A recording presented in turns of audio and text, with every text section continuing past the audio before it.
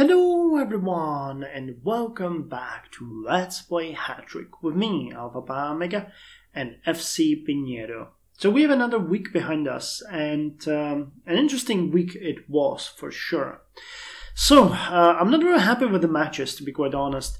When you look at the table right now, we are still third, and that's because we haven't managed to defeat Pepperoni.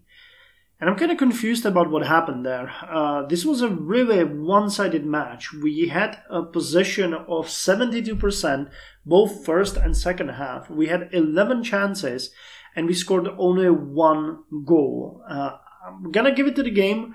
We played it as normal, and they had counter-attacks, so maybe that's fine. But still, I was expecting that we would win this handsomely, considering that our statistics compared to them are much higher. And not only that, Eugenio Serna Parreira got hurt. So, yeah, this is the second match in a row when he got hurt, and now he's gonna be left groin. Now he's gonna be out for another week. It's just not a great match. Not a great match. On the plus side, though, we played against Stella Ventura, and we won the match 6-0.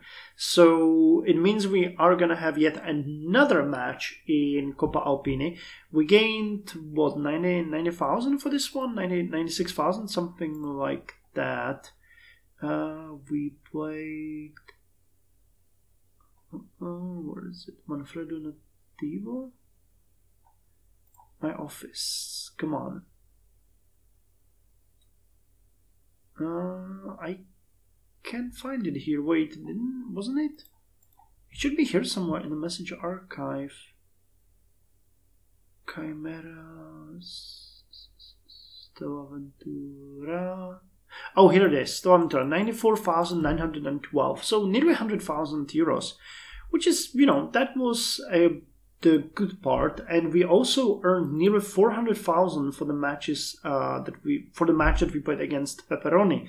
So altogether, it's something like 460k this week, which is really goddamn good. But it could be better if we won. But I mean, you can only want, you know, you always want more than you get. That's how I would probably say this. So in the table we are still third, which is what we wanted to end up as this season. But I'm really like if we actually, you know, were safe there, which we aren't. We're gonna play next week against Sirop Nibik, and we're gonna be playing on their stadium, which I'm not entirely sure how to handle. I mean, we could play it cool, which is probably the best choice that we can have here. But it means that we are going to temporarily drop to 4th place. But then we are playing 2 matches against Cihafatopallo. And on one, when we are playing on our stadium, we are favorites. And on the second one, when we are playing on their stadium, they have the edge. So I have a feeling that, considering this is how the game rates it, if we played it cool on our stadium and played it normal on their stadium, we could win both of these matches. Especially if we played cool against Seropnebek. So we can actually give them this match and then have 2 wins afterwards. But, yeah, you know, I'm not entirely sure that's what we want to do. But going into this as a match of the season against Seropnebek, I don't think that's a good idea. I don't think that's a good idea at all. What did they play against? Cihafatopal, and they actually lost. And against Juinevadice, they had a draw. And then against Sporting Upos Solitario, they actually won.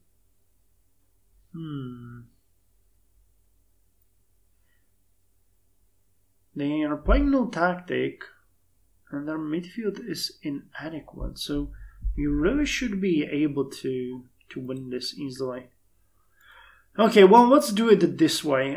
We are going to play it cool against Syrup Nibik and most likely lose that one, and then we're gonna play it normal. And then we're gonna play it cool and normal.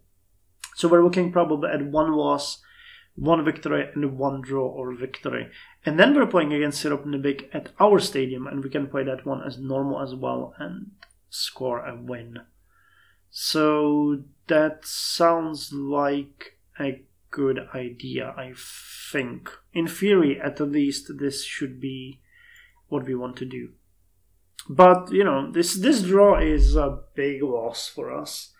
I was really hoping that we would win this match. Everything was hinting at it, to be quite honest. There really wasn't any reason to think that we wouldn't. But, alas, it is what it is. Well, what can you do? So, we have to move on. So, yeah, let's do it. Let's set this to play it cool. By that time, you should be already fine. But let's actually put Ballon there. Wait, what?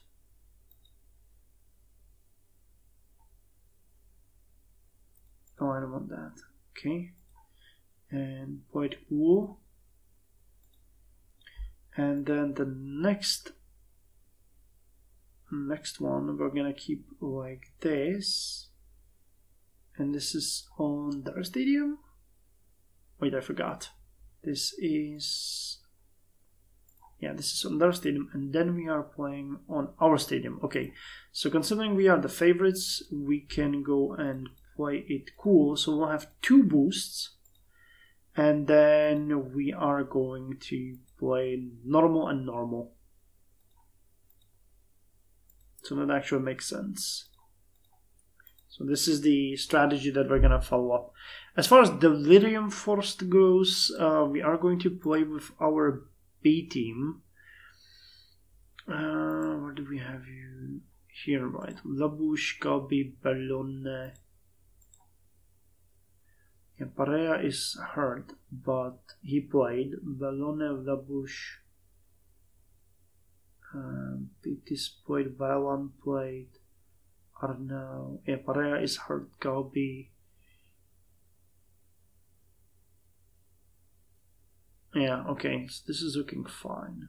It's not great, but we have a chance to win this match if... Oh, well, they're much stronger than us, but we'll see. And we're playing on our stadium again, so that gives us a natural, pretty dramatic bonus. So, okay, so those are the 5 matches that are ahead of us at this point. I've rarely said it, so far ahead, but we're following a concise strategy here, so let's hope that it's gonna work. As far as series goes, we already spoke about this. Fans are actually happy with this result.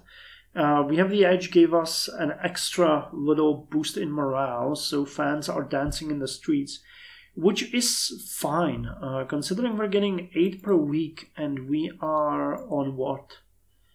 So we're gonna have 9 more weeks. So we are more than on our way to get those 1900 members that we wanted. So we should be okay on that. Finances, as we mentioned, we are really raking in quite a lot of cash. Yeah, total revenue was nearly 480,000. Expenses, however, wages and everything are going up, so 230k, but still, that is a profit of what? 230? Do I see it here? Oh yeah, 232,568, and last week we had minus 34,000. So we are really raking in quite a lot of cash, and that is really darn good. I mean, money is always good, but we are usually at this amount of money when we sell players, not when we are actually just amidst the season. So we're starting to be... The game is starting to give us the possibility of actually purchasing a lot of good players in every mid-season. And we're probably going to take it on that, because we have a bunch of options here and there for what we want to do. and getting those players and upgrading our defense and goalkeeper will be the next big step for us after this season. So training, we actually had Omar Bellona increase his playmaking from magnificent to world class, which is great. He's 21, defense formidable, playmaking world class, winger is passable. We bought him for 380,000, and he would sell for nearly 3 million, so about 10 times of what we got him for. He's technical, which is pretty good as well, and I like it. I really do like him. So our players are really looking good. When we look at the TSI, the best one is Zigud Pitis with 75,000. He really is one of our best players. Joseph Vallon is next with 70,000. Then Mato Savic, which is a forward actually, but he has 47,000, really good player. Then Diego Arnau with 41,000, and then we start dropping. So yeah, I really think that we are going to look for some new keepers after this season, because we got 2, but we could get someone who would have higher stamina or be a bit better. These guys are great, but they're a bit too old. 41 years is... I find it amazing that this guy is 41 and still a brilliant keeper. You probably have quite a lot of experience. Yeah, extraterrestrial experience, so that's helping you as well. But the rigid stamina is probably pulling his performance down a lot. Yeah, 5 stars with brilliant keeper. When we look at someone like this, let's say he's 25, keeper brilliant, brilliant defending. Yeah, like this guy, 41 years, has an excellent form, passable stamina. Well, it's not that much better, but 1 star extra. And if you looked at someone like this, these prices are crazy, man. But a keeper like this guy would be really good for us. He could stay with us for quite some time. Though I think that if we invest in a new keeper, it's going to have to be someone really darn good. We can sell a player and actually invest everything into a keeper that we would like to keep. Someone, I don't know, this guy is for 4 million, but he has 7 stars, 6.5 stars. Yeah, it's a bit more expensive than we would like him to be, but if we look for someone, say Supernatural to Titanic, for 26, 8 million, yeah, that's definitely way too much. But this guy would be amazing. If we got someone like this down the line, we would be doing great. That would be doubling of the current score that we have pretty much there. 5.2 million, 5.9. How much do you cost? You're still pretty good. Transfer compare. Titanic Magnificent. Someone like, oh, he's 31 though. I'd rather get than someone much younger and pay for him and have it done for a number of seasons. Someone like you, Roman Zub. He's from Latvia. Keeper. Yeah, this guy would be good. This guy would be good for 7 million. We'll see. Anyway, that's the plan. Right now we can dream. We just keep raking in the money. If we keep up with these kind of finances, we can expect we're going to have 9 more seasons, so we'll get at least 1.2 more million. So we'll end with something like 2.5 million. If we sell 1 player, that's 6 million. Yeah, then we could afford the keeper if we wanted him to.